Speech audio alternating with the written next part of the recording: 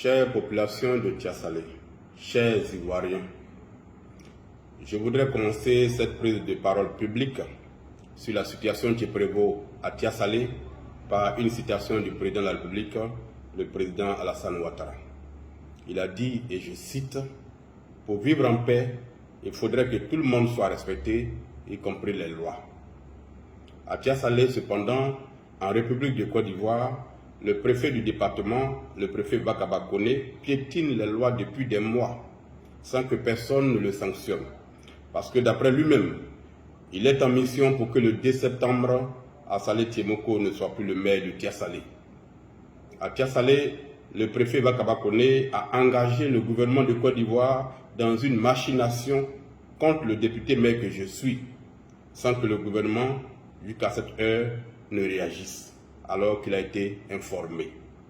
Aujourd'hui, après avoir pendant 4 mois usé de tous les recours hiérarchiques possibles sans aucun résultat, j'ai décidé de m'adresser aux Ivoiriens que vous êtes pour l'histoire.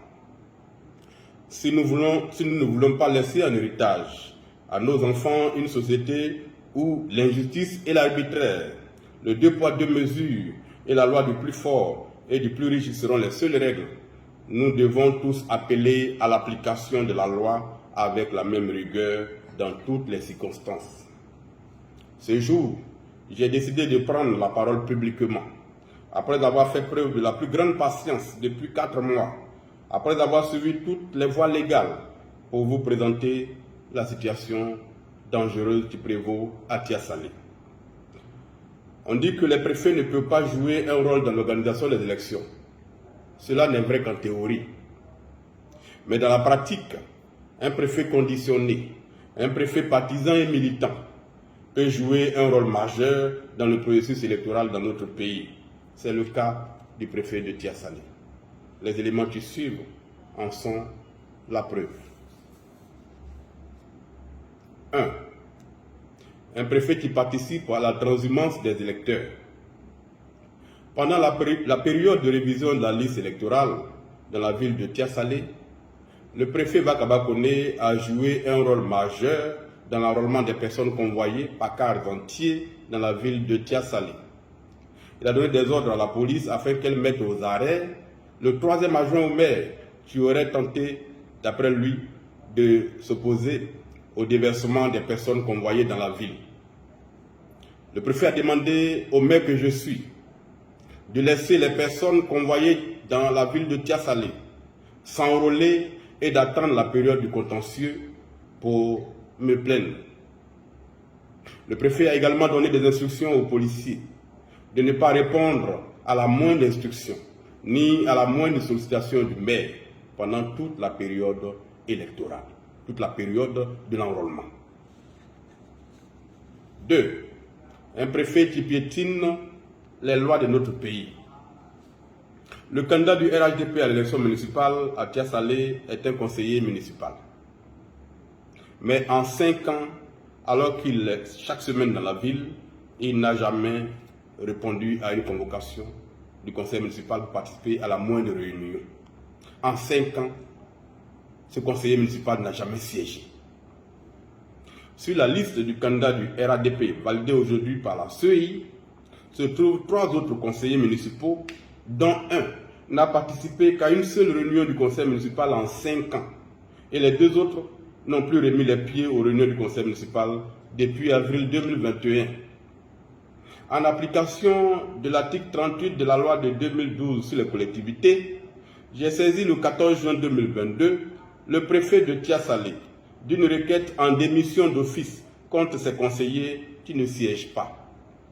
Selon cet article 38, le préfet avait l'obligation d'entendre les conseillers sur les motifs de leurs absences et de transmettre au ministre de l'Intérieur un rapport motivé afin que le ministre prenne un arrêté pour les démettre. Cela fait, en application de l'article 39 de la même loi, ces conseillers ne pouvaient pas se présenter aux élections municipales du 2 septembre prochain.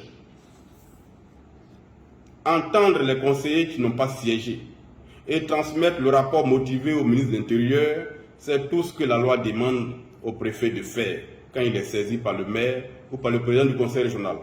le préfet n'a pas le droit de faire autre chose. Il ne peut pas agir en dehors de la loi. Alors que le préfet de Tiasalé, à 3 reprises, m'a assuré avoir entendu les conseillers concernés et transmis son rapport au ministre de l'Intérieur, j'ai découvert le 5 juin 2023, soit près d'un an plus tard, que le préfet de Tiasalé n'a transmis aucun rapport au ministre de l'Intérieur. Il n'a même pas entendu les conseillers concernés.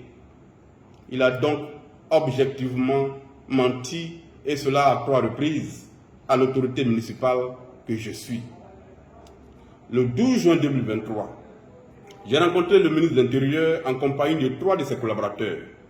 Au cours de cette rencontre, le ministre a dit n'avoir jamais reçu de rapport de la part du préfet de Tiasalé relatif aux conseillers municipaux qui n'ont pas siégé.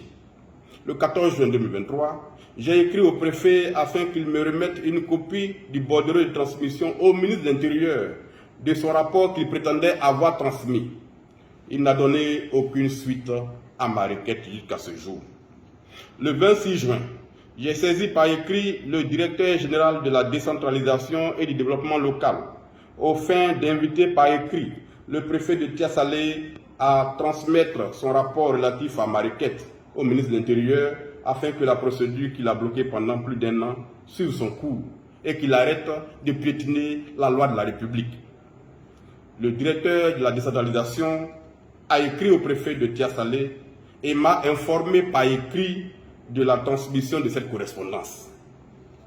À ce jour, la preuve a été faite que le préfet n'a jamais rien transmis, ni au ministre de l'Intérieur, ni alors même qu'il l'a promis au directeur général de la décentralisation et du développement local. Le préfet de Tiasalé a pris donc sur lui l'incroyable responsabilité de neutraliser la loi afin de faire en sorte et de façon assumée, mais totalement illégale, que la loi faite pour tous ne s'applique pas à son protégé, qui est le candidat du RHDP aux élections municipales à Tiasalé.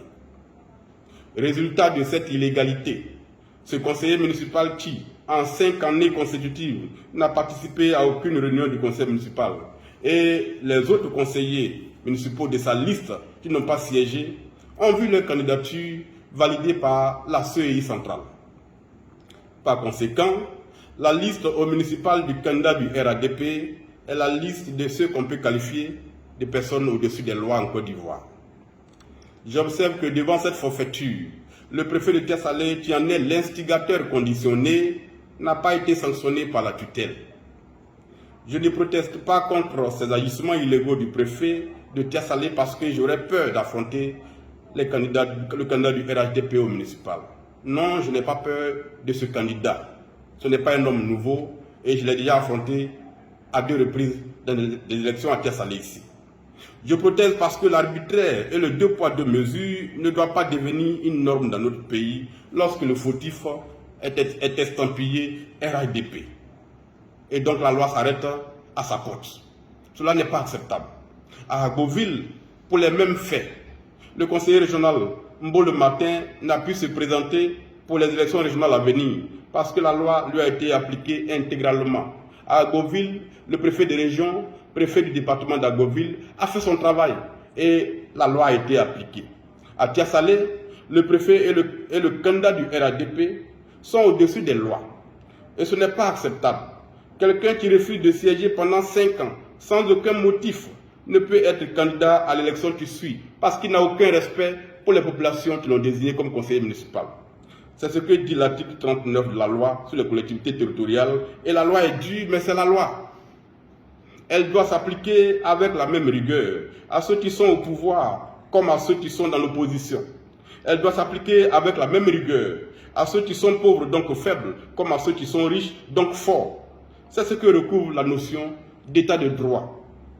Dans un état de droit où la loi est la même pour tous, un préfet n'a pas le droit d'user de manœuvres dilatoires pour soustraire de la rigueur de la loi des fautifs qui y succombent. C'est une faute grave et des sanctions exemplaires doivent être prises contre un tel préfet pour que ce précédent grave ne soit pas une norme dans notre pays. Sauf si ce préfet, effectivement, comme il le dit lui-même, est en mission pour agir ainsi. 3. Le préfet a engagé le gouvernement dans un complot contre le maire de Tiasalé. Le 6 avril 2023, et vous vous en souviendrez, chers Ivoiriens, les sociétés de téléphonie mobile, sous la pression de la RTCI, ont multiplié par 2 leur tarification pour la data dans notre pays. Les Ivoiriens, majoritairement, ont rejeté cette décision. En ma qualité de député de la nation, donc de représentant des populations que vous êtes, j'ai porté votre voix pour accentuer la protestation citoyenne dans ce qui a été appelé la crise de la data en Côte d'Ivoire.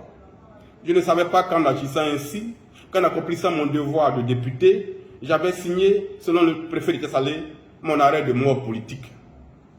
Le 26 avril 2023, le préfet de Tiasalé a confié un petit comité à des gens qu'il avait reçu des instructions fermes de la part du gouvernement pour faire en sorte qu'au soir du 2 septembre, la mairie de Tiasalé revienne au candidat du RHDP. Parce que j'aurais, d'après lui, tenté de provoquer des troubles à l'ordre public pendant la crise de la data et que le gouvernement ne me pardonnera jamais un tel affront. Ce sont les mots du préfet qui m'ont été rapportés. Mais me diriez-vous, ce ne sont que des on-dit, des rumeurs, et vous aurez raison. Sauf que je suis journaliste d'investigation et que j'ai les moyens d'obtenir des preuves. Et je me suis donné les moyens d'obtenir des preuves sur les choses d'une gravité exceptionnelle que racontait le préfet de Tiasalé. Le 29 avril 2023, le préfet de Tiasalé, qui pense qu'il est tellement protégé qu'il peut se permettre de violer le statut du corps préfectoral en révélant des secrets d'État, s'est encore répandu contre le maire de Tiasalé. En effet, dans un enregistrement audio que je me suis procuré et qui a été authentifié, y compris au ministère de l'Intérieur où j'ai produit une copie, le préfet de Tiasalé dit les choses suivantes. Il se demande où le maire de Tiasalé, qu'il appelle l'autre qui fait beaucoup de tapage, va trouver l'argent pour faire campagne et battre les gens du RHDP. C'est le préfet qui se pose cette question dans cet audio. C'est que le candidat du RHDP, le préfet de Tiasalé, disent, à qui veut l'entendre depuis des mois, que le parti au pouvoir aurait pris des dispositions pour que le maire de Tiasalé n'ait aucune rentrée d'argent pour mener des activités, et surtout pour faire campagne. C'est ce que répète le préfet dans cet enregistrement audio. Le préfet, dans cet enregistrement également, affirme avec légèreté qu'en raison du rôle que le député maire de Tiasalé a joué lors de la crise de la data, le gouvernement l'attend au tournant à l'occasion des élections qui arrivent. Quand le préfet dit une chose aussi gravissime, son interlocuteur, qui a compris le sens de cette déclaration, tire la conséquence en riant. Donc ils vont forcer pour l'enlever. Et le préfet de renchérir dans le style qu'on lui connaît et avec beaucoup d'enthousiasme. Ah non, le candidat du RHDP se prépare activement. Moi-même, je lui ai dit de construire un bureau annexe à la préfecture. Il dit que ça doit finir en 3 mois. Or déjà en 1 mois, c'est presque fini. Il ne joue pas, hein. Il dit ce qu'ils vont leur montrer lors de la campagne, ça ne sera pas du jeu. Ce sont là les paroles d'un préfet qui représente le chef de l'État dans un département. Selon donc le préfet, le gouvernement attend au tournant le 2 septembre le député maire de Tiasalé et c'est pour cela que le candidat du RHDP qui est informé de ce projet se prépare activement à occuper la mairie. D'ailleurs, ce candidat lui-même, dans la ville de Tiasalé, depuis plusieurs semaines, déclare publiquement qu'il est le nouveau maire de Tiasalé. Des vidéos disponibles dont j'ai envoyé copie au secrétaire exécutif du RHDP existent qui confirment ce qui précède. Le candidat du RHDP n'est donc pas un simple candidat. Il est déjà le maire de Tiasalé. 4. Le préfet de Tiasalé donne des ordres à la gendarmerie contre le député maire de Tiasalé. Le 10 juin 2023, alors même que j'étais en voyage et que par conséquent je n'étais pas dans la ville de Tiasalé, le préfet a fait courir une rumeur dans la ville selon laquelle le maire et ses équipes s'apprêtaient à attaquer les locaux de la CEI à Tiasalé. Cette rumeur disait que selon le préfet, ce serait la vice-présidente de la CEI en charge de la région de la Tiassa qui aurait donné cette alerte, cette information. Informé de cette situation grâce à un conseiller de quartier, J'ai alors appelé au téléphone la vice-présidente en question, laquelle a nié avoir donné pareille information au préfet de Tia-Salé. Quelque temps plus tard, je me suis procuré un enregistrement audio dans lequel le préfet de Tia-Salé donne un ordre sans équivoque au commandant de la compagnie de gendarmerie de Tia-Salé. Que dit en substance le préfet dans cet enregistrement? Le préfet demande au commandant de compagnie de désigner toutes affaires cessantes des policiers et des gendarmes pour aller sécuriser les locaux de la CEI au motif, et je cite, que Assalé veut créer le désordre. Comment un préfet peut-il donner de tels ordres aux forces de l'ordre contre le maire d'une ville alors qu'il n'a aucun élément qui lui permette de dire que le maire a conçu un tel projet et qui plus est, alors même que le maire est absent de la ville? En agissant ainsi qu'il l'a fait le 10 juin, le préfet de Tia-Salé a mis gravement ma sécurité et ma vie en danger. J'ai transmis cet audio au commandement supérieur de la gendarmerie et au ministère de l'Intérieur. Cet agissement du préfet est exactement un avant-goût, un signe avant-coureur du rôle qu'il jouera le 2 septembre quand il donnera des ordres illégaux aux forces de l'ordre contre mes équipes afin de favoriser les gens du RADP comme il l'a fait pendant la révision de la liste électorale. Le plan que le préfet entend mettre en œuvre le 2 septembre, je le connais déjà. J'en ai vu les couleurs pendant la révision de la liste électorale à l'occasion de laquelle il a fait preuve d'un zèle et d'un activisme militant qui ont choqué tous les observateurs à Tia-Salé. 5. Le préfet de Tia-Salé traite le député maire de tocard, qui n'est plus lucide et qui a compris qu'il a perdu les élections. Oui, vous avez bien entendu, le préfet traite le député maire de Tia-Salé de tocard, qui a déjà perdu les élections. Dans 2 autres enregistrements audio que je me suis procurés, et oui, le préfet de Tia-Salé, après avoir traité le député maire de la ville que je suis de tocard qui n'est plus lucide, conclut que je n'irai plus aux élections parce que j'ai compris que j'ai déjà perdu. À l'écouter, on en déduit que, ayant la police des élections, il a même déjà rédigé son rapport du 2 septembre, car il dit que si je perds les élections, je dirais qu'il y a eu de la transhumance, des fraudes et que, par conséquent, j'ai préparé la mentalité des populations à refuser ma défaite inéluctable, donc à s'aimer des troupes dans la ville de Tia-Salé. En possession de tous ces éléments de preuve sur le comportement gravissime du préfet, j'ai saisi le ministère de l'Intérieur pour la 2e fois le 12 juin 2023. 6. Au ministère de l'Intérieur, le 5 mai 2023, pour la première fois, j'ai adressé un courrier au ministre de l'Intérieur dans lequel j'ai demandé que le préfet de Tia-Salé, pour avoir violé toutes les obligations de sa charge, contenues dans le statut du corps préfectoral, soit relevé de ses fonctions, ainsi que cela a été fait pour la sous-préfète de Maple, à qui il a été reproché des choses 50 fois moins graves que ce qu'a fait le préfet de Tia-Salé. Pourtant, en 48 heures, ce sous-préfet a été licencié, a été suspendu.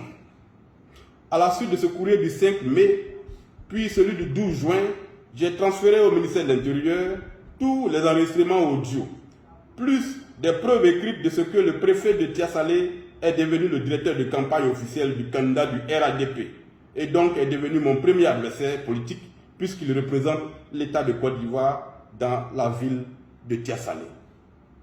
Le 12 juin, le ministre de l'Intérieur, le général Wagondo Djumandé, que je voudrais remercier au passage pour l'écoute qu'il m'a accordée, m'a reçu à son cabinet en présence du directeur de cabinet, du directeur général de l'administration du territoire et du directeur de cabinet adjoint. Après avoir exposé l'ensemble des griefs documentés que j'avais contre le préfet de Tia-Salé, que j'ai qualifié de premier responsable, premier adversaire politique du maire de Tia-Salé, j'ai demandé au ministre de l'Intérieur de retirer de la ville de Tia-Salé ce préfet militant qui est maintenu à la préfecture de Tia-Salé alors qu'il est atteint par l'âge de la retraite depuis décembre 2021. Autrement, il serait à la base des violences qui pourraient survenir pour la première fois à Tia-Salé pendant les élections du 2 septembre 2023. Oui, le préfet est à la retraite depuis 2 ans, mais comme il le dit lui-même, il est maintenu parce qu'il a une mission qui termine le 2 septembre 2023. C'est-à-dire provoquer la chute du maire de Tia-Salé. Le ministre de l'Intérieur, après mon exposé, et après avoir précisé qu'il avait écouté toutes les audios que j'avais remise au ministère, a donné la parole successivement à ces 3 collaborateurs qui sont tous des préfets hors grade. Les 3 collaborateurs ont tous déclaré que si les faits développés par moi sont avérés, il y a bel et bien faute, mais tous s'en sont remis à la sagesse du ministre pour prendre la décision qui s'imposait. Le ministre de l'Intérieur, à la suite de ses collaborateurs, a reconnu la délicatesse de l'affaire. Il a demandé que le préfet soit convoqué pour être entendu et mis en face de ces déclarations graves contenues dans les enregistrements produits par mes soins. Le ministre m'a remercié pour ma démarche républicaine qui a permis d'éviter un scandale en ne mettant pas sur la place publique les audios dans lesquels un préfet engage la responsabilité du gouvernement dans un complot contre un élu de la nation. Effectivement, 24 heures après cette rencontre, le préfet a été convoqué et entendu au ministère de l'Intérieur. J'ai cependant et malheureusement noté qu'après cette audition, le préfet n'a subi aucune sanction. Pourquoi? Je n'en sais rien. De retour à Tiasalé, le préfet a annoncé qu'il était en congé et s'est éloigné de la préfecture en confiant l'intérim à la secrétaire générale de la préfecture. Aujourd'hui, j'ai compris que ce prétendu congé n'était qu'une manœuvre orchestrée pour gagner du temps. En effet, alors qu'il prétendait être en congé, le 19 juillet 2023, le préfet de Tiasalé, en violation totale de son obligation de réserve, s'est répandu encore et cette fois dans la presse contre le député maire de Tiasalé, au motif que j'aurais déclaré qu'il aurait été révoqué de ses fonctions, ce qui était totalement faux, car je n'ai jamais dit pareille chose. J'ai envoyé les propos tenus par le préfet dans la presse au ministre de l'Intérieur pour encore une fois attirer leur attention sur le comportement inacceptable du préfet qui, manifestement assuré de l'impunité dont il bénéficie, a décidé d'agir maintenant à visage découvert contre l'élu de la commune de Tiasalé. Le vendredi 21 et le samedi 22 juillet, j'ai reçu à Tiasalé une mission de médiation envoyée par le ministère de l'Intérieur, mission conduite par le préfet hors grade d'Akouri, conseiller spécial du ministre de l'Intérieur.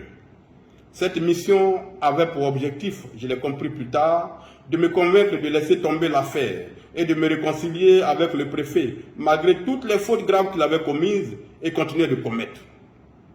Après 2 rencontres d'échange, de plus de 2 heures chacune à mon cabinet, la mission de médiation s'est soldée par un échec, car j'ai considéré, et à raison, cette démarche comme la confirmation définitive du fait qu'effectivement, le préfet de Tiasalé était en mission pour le compte, d'après lui-même du gouvernement, contre le maire de Tiasalé, et que cette mission, comme il a dit lui-même, est de faire en sorte que le 2 septembre, le maire de Tiasalé ne soit plus à la mairie, peu importe le résultat des urnes.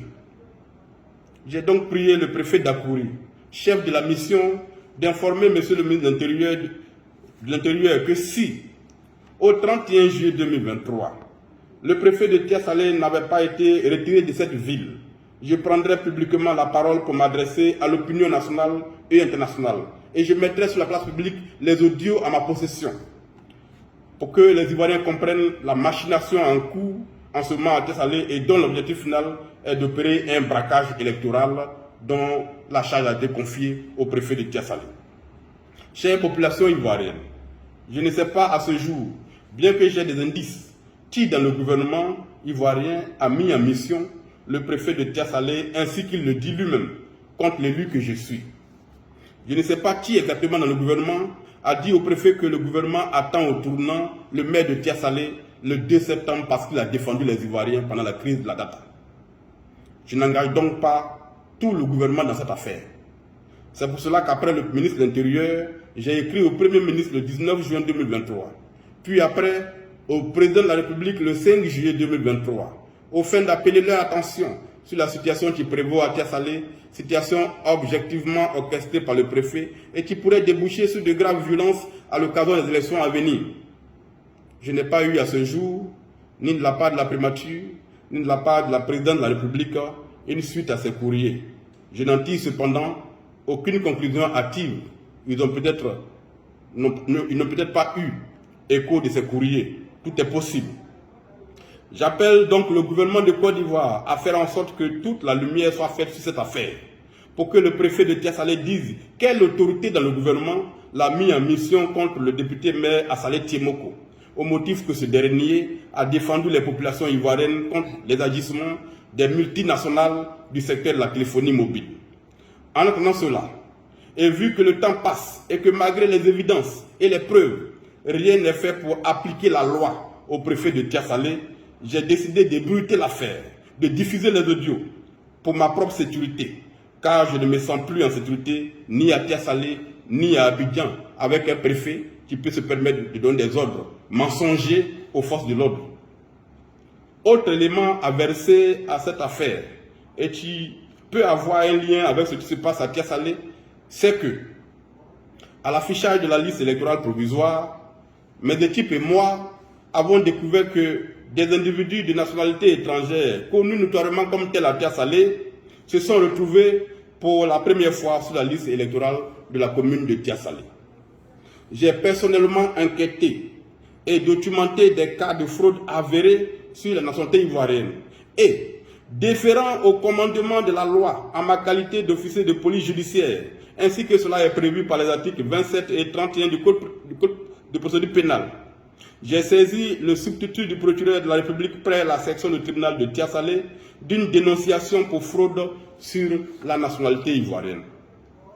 Pour ouvrir une enquête sur cette dénonciation documentée, il fallait que le procureur de Tia-Salé obtienne l'autorisation du procureur de Yopougon dont il dépend.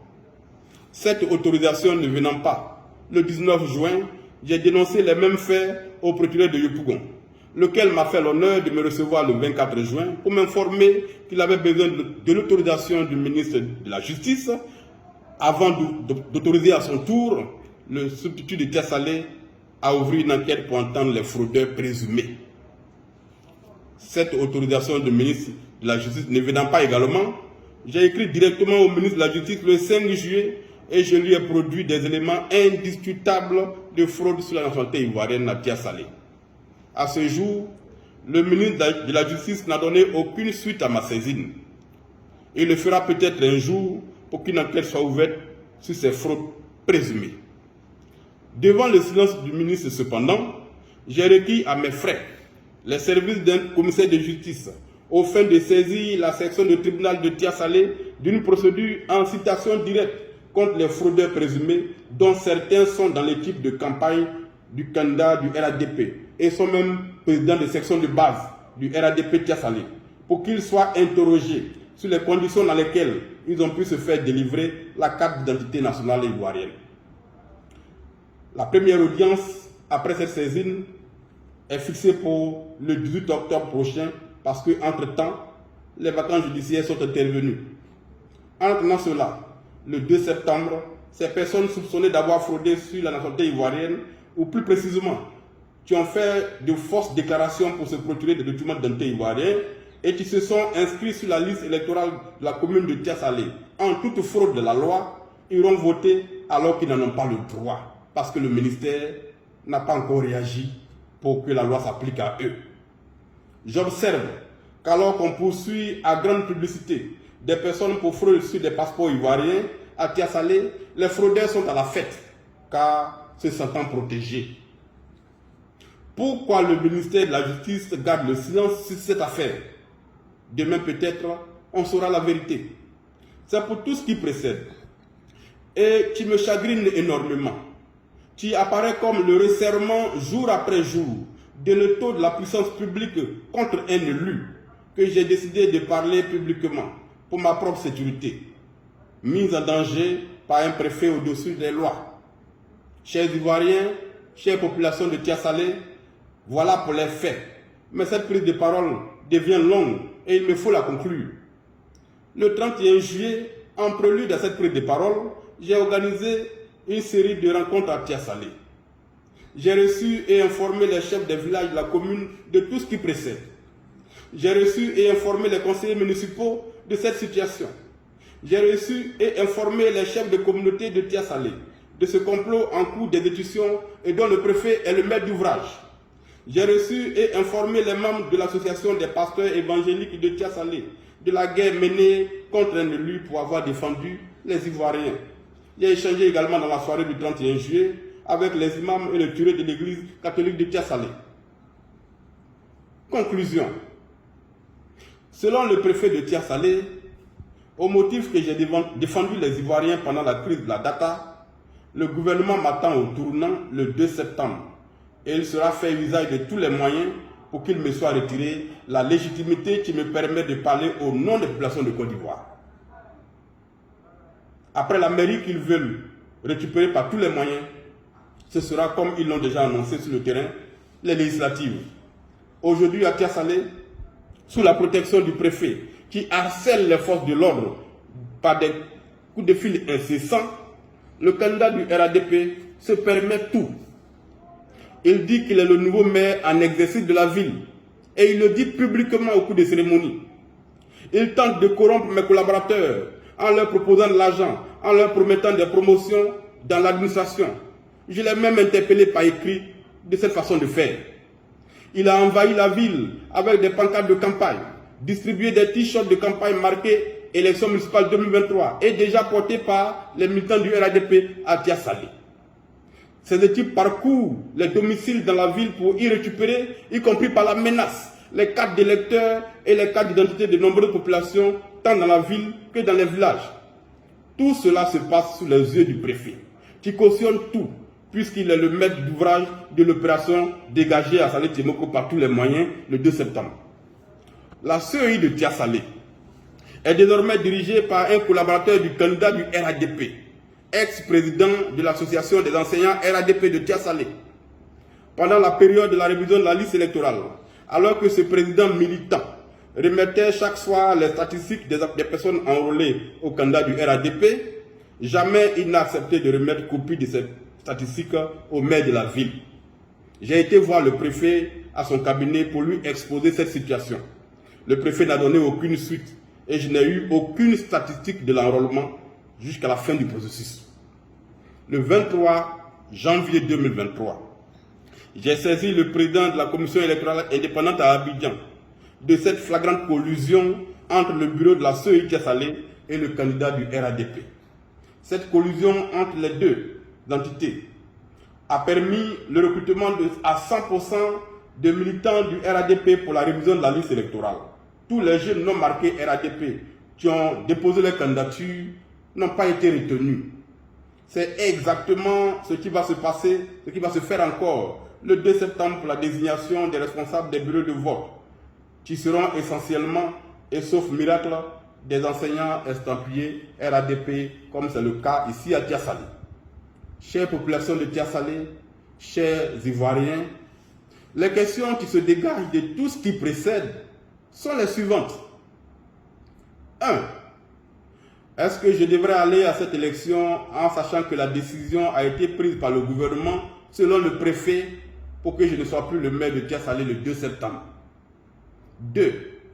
Devrais-je aller à cette élection en sachant que mon adversaire n'est pas le candidat du RADP, mais selon le préfet, tout le gouvernement qui m'attend au tournant? 3. Devrais-je aller à cette élection dans une ville avec un préfet qui n'hésite pas à mettre en danger ma vie et ma sécurité en donnant des ordres mensongers aux forces de l'ordre? 4.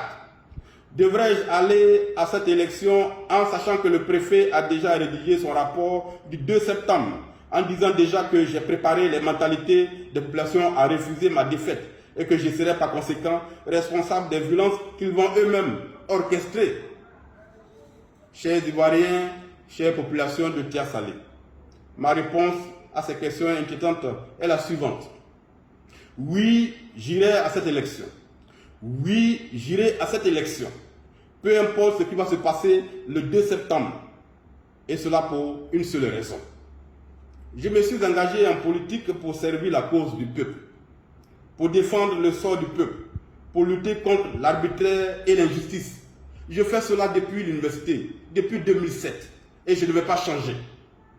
C'est toute ma vie qui est là, ainsi résumée. Selon le préfet, c'est parce que j'ai défendu les Ivoiriens malmenés par une décision appauvrissante qu'ils ont décidé de me punir, de me chasser de la mairie. J'en prends acte et je m'en vais vous poser cette question. Existe-t-il un meilleur hommage qu'on puisse rendre à un élu que de le mettre à mort politique entre guillemets parce qu'il a défendu son peuple. J'irai à cette élection parce que, victoire ou pas, ma carrière politique ne s'arrêtera pas le 2 septembre. Et je me battrai avec tous les moyens à ma disposition parce que je respecte les lois et je pense que je peux gagner dans les urnes, sauf si le complot se met en œuvre. Ils ne réussiront donc pas à me briser. J'appelle les populations de Tia-Salé au calme et à se mobiliser pour aller exprimer le 2 septembre leur choix souverain dans les urnes. J'appelle le secrétaire général de la FESI, M. Alain Sinclair, à tenir éloigné son organisation des élections de Tia-Salé. Je l'appelle précisément à interpeller le secrétaire de la FESI au campus d'Abobo, à renoncer à la mission qui lui a été confiée pour le 2 septembre et pour laquelle il a déjà séjourné à plusieurs reprises dans la ville de Tia-Salé, aux côtés des gens du RADP. J'appelle toutes les personnes qui n'ont aucun intérêt à Tia-Salé et qui cependant ont été convoyées pour s'enrôler à Tia-Salé, à rester chez elles le 2 septembre 2023.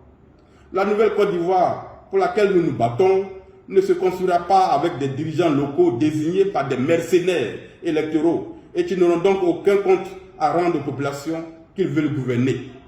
La politique, on l'a fait pour que les gens vivent et vivent mieux, pas pour qu'ils meurent. C'est cela ma philosophie. Je n'ai pas été un mauvais maire, un maire paresseux, sans compétence. J'ai un bilan à la tête de la commune de Tia-Salé. J'ai apporté en 5 ans à cette commune et à ces villages et campements rattachés ce qu'ils n'ont pas reçu en plus de 25 ans. Je fais partie des meilleurs maires de ce pays. Le 2e prix national d'excellence, ici même à ma gauche, m'a été décerné par le chef de l'État pour mes résultats sur le terrain. J'irai donc à cette élection et je me battrai jusqu'au bout avec les moyens légaux. Je ferai face à tous les comploteurs réunis, y compris le préfet. Et quel que soit ce qui se passera, je resterai la tête haute dans ce pays et ma carrière politique ne s'arrêtera pas parce que j'aurai perdu une mairie. Parce que l'avenir est pour moi. Que Dieu bénisse la Côte d'Ivoire et que Dieu bénisse la Côte d'Ivoire et tous les hommes justes qui y vivent. Que Dieu bénisse Tia-Salé. Que les paroles du chef d'État, à savoir que tous les hommes doivent être respectés, y compris les lois, soient entendues par le préfet de Tia-Salé et par tous ceux qui complotent pour que les lois soient piétinées à Tia-Salé.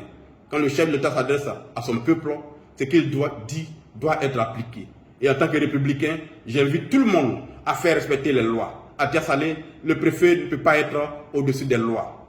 Quand on sanctionne une sous-préfet pour avoir participé à une réunion, et qu'un préfet qui engage tout un gouvernement dans un complot contre un élu et lui maintenir à son poste, cela n'est pas de nature à rassurer les populations, cela n'est pas de nature à construire la démocratie que nous voulons pour la Côte d'Ivoire. Que Dieu nous bénisse tous et à demain peut-être. Je vous remercie.